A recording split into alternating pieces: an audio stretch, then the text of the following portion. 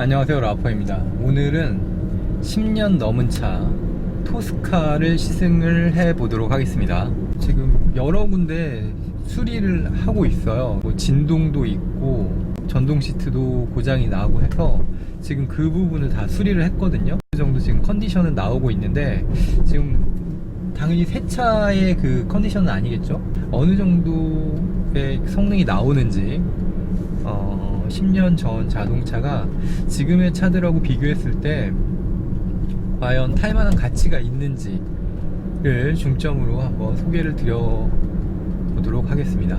먼저 이 차는 137마력이고요 연료는 LPG입니다. 특이하게도 2000cc 배기량의 6기통이에요 그러니까 보통 자동차들이 2000cc 하면 4기통을 생각을 많이 하시는데, 이 차는 이제 그 당시에 GM대우에서 야심차게 개발한 6기통 L6 엔진이 들어가 있습니다. 효율성 면에서는 기통당 500cc가 가장 적절하지 않느냐 하는 그런 얘기들을 많이 하세요. 3000cc 정도가 되어야지 6기통이 들어가는데, 이 차는 굉장히 특이하게도 2000cc 6기통을 사용하고 있습니다.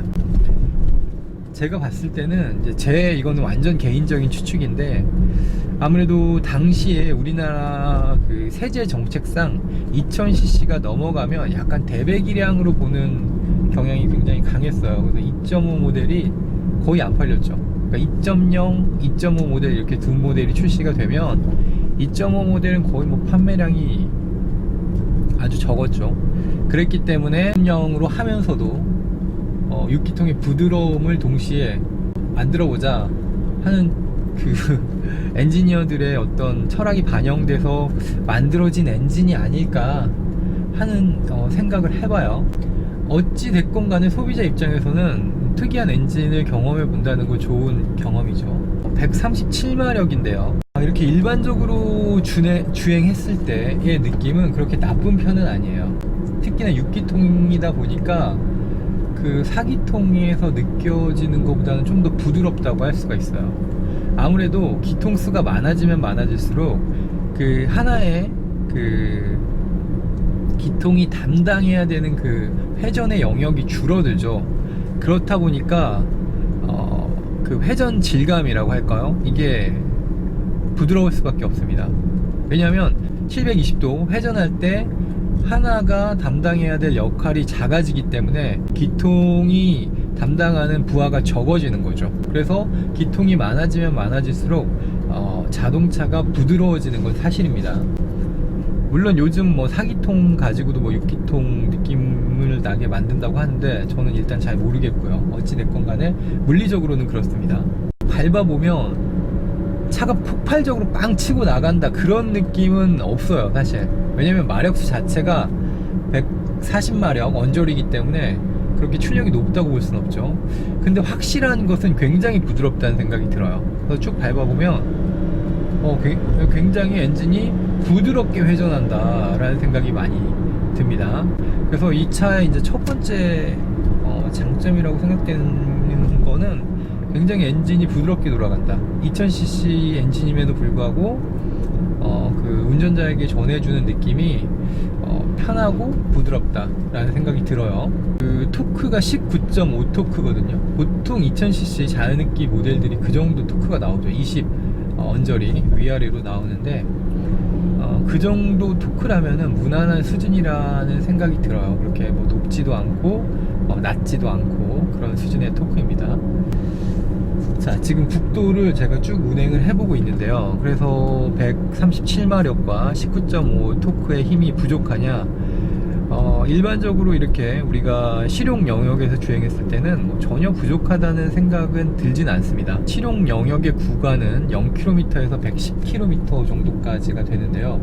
왜냐하면 우리나라에서 이제 법적으로 달릴 수 있는 최고 속도가 110km이기 때문에 저는 이제 실용 영역대를 그렇게 설정을 했습니다. 이 변속기가 4단 변속기예요. 이 변속기 다음에 나온 변속기가 지금 젠1 변속기예요. 젠1 변속기가 그렇게 성능이 좋지를 않아서 제 생각에는 그 젠1 변속기보다는 지금 이거 아이신 4단이 좀 더 낫지 않나 이런 생각이 드네요. 왜냐하면 이게 성능이 좋진 않아요. 이렇게 쭉 밟아보면 뭐 킥다운이 빠르게 된다 이런 건 아니에요. 왜냐하면 그 기어비 자체의 폭이 간극이 크기 때문에 킥다운을 빨리 시킬 수가 없죠. 근데 상당히 부드럽게 돌아간다는 느낌이 들어요. 엔진도 그렇지만 변속기 자체도 변속감이라든가 이런 게 부드럽게 세팅이 잘 되어 있다는 생각이 드네요. 이 엔진과 변속기의 느낌은 힘 자체는 무난하지만 엔진도 그렇고 변속기도 그렇고 중형차답게 상당히 부드럽게 세팅이 되어서 운전자에게 편안한 느낌을 전해주고 있어요. 서스펜션 같은 경우는 이제 제가 코너를 확 돌려보니까 롤이 있습니다. 근데 롤이 요즘 차들은 제가 보통 롤이 있습니다 이렇게 말하는데 이거 롤이 상당히 있습니다. 이렇게 틀어보면 휘청 이 정도는 아니지만 꿀렁 하면서 한 템포 쉬고 올라오는 그런 경향이 있어요. 잡아 돌렸을 때의 느낌은 차를 확 잡아주면서 간다 이런 생각은 들진 않아요. 그런데 이게 이제 좋은 점은 뭐냐면 진동을 상당히 서스펜션에서 많이 걸러줘요. 굴곡이 있는 노면을 지나고 있는데 불쾌하다는 느낌이 별로 안 들어요. 그러니까 이거는 확실히 서스펜션은 일장일단이 있는 것 같아요.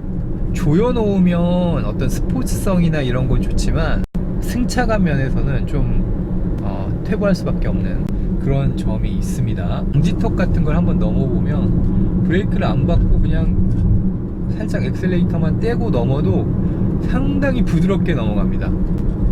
그래서 이게 편안한 승차감을 좋아하시는 분들에게는 굉장히 좋은 세팅이 아닌가 하는 생각이 들어요. 그래서 지금 방지턱이 있거든요. 제가 한번 넘어볼게요. 그대로 넘어볼게요. 살짝 밟아서 매우 부드러워요. 승차감이 요즘 차랑은 비할 바가 안 돼요. 그러니까 뭐 요즘 차 고급차들 벤츠 S클래스나 이런 차들은 가변적으로 서스펜션을 조율하기 때문에 딱딱할 때는 딱딱하고 조여줄 때는 조여주죠.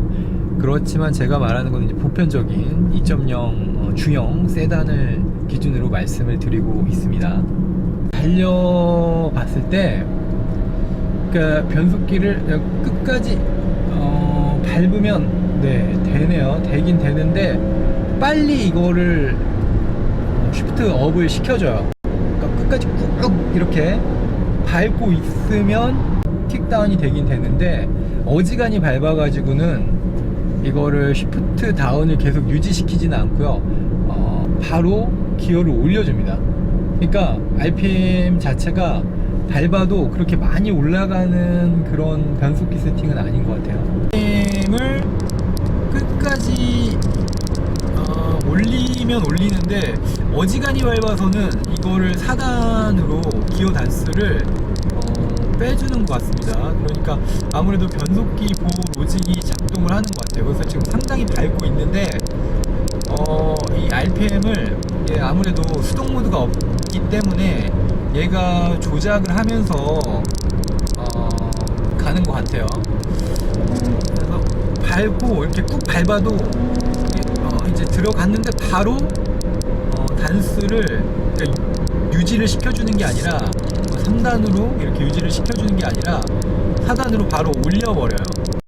아무래도 4단 변속기다 보니까 이렇게 움직일 수 있는 폭이 제한적이죠. 1단, 2단, 3단, 4단, 4단밖에 없습니다. 그렇기 때문에 변속이 조금 제한적인 것 같아요. 그러니까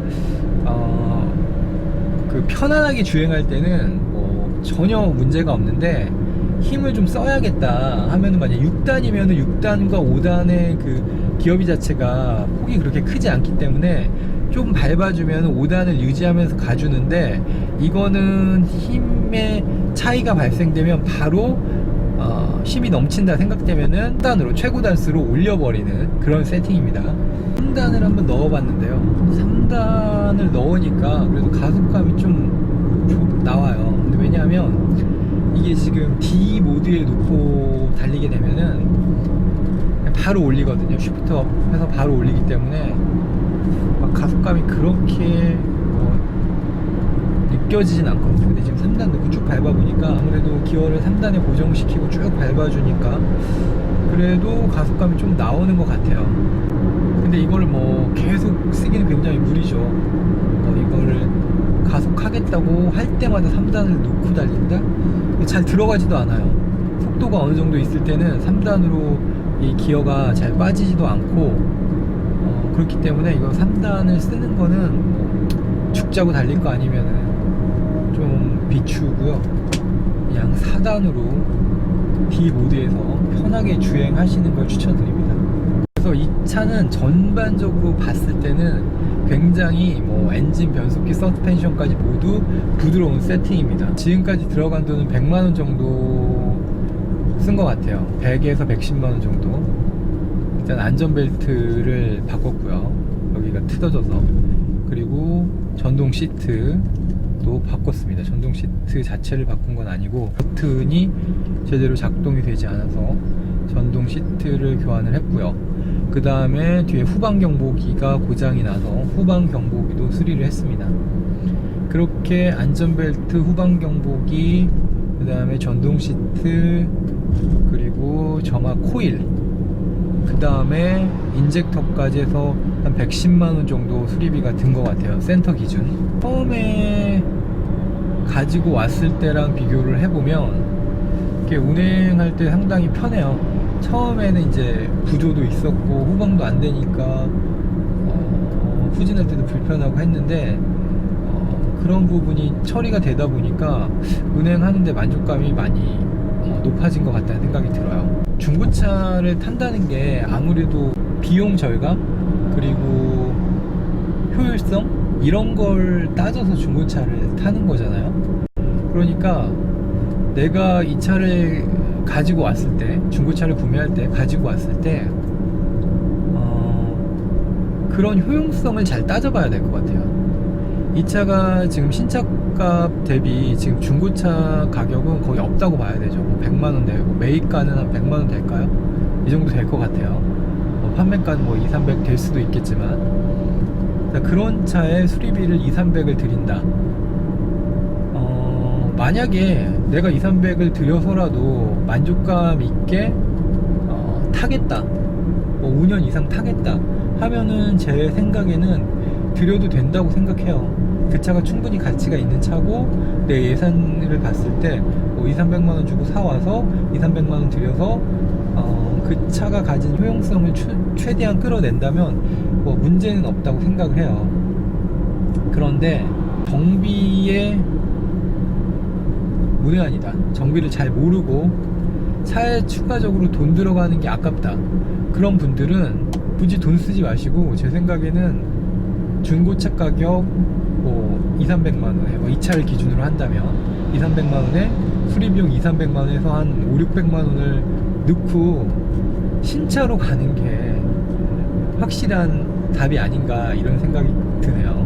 결론적으로 이게 이제 퍼포먼스를 추구하고 막 달리고 이런 차는 아니지만 실용 영역대에서 편안하게 운행해야겠다, 그리고 뒷자리에 사람 태울 수도 있다, 이런 분들은 조금 오래된 중형 차도 괜찮은 선택이 될 수 있을 것 같다는 생각이 드네요.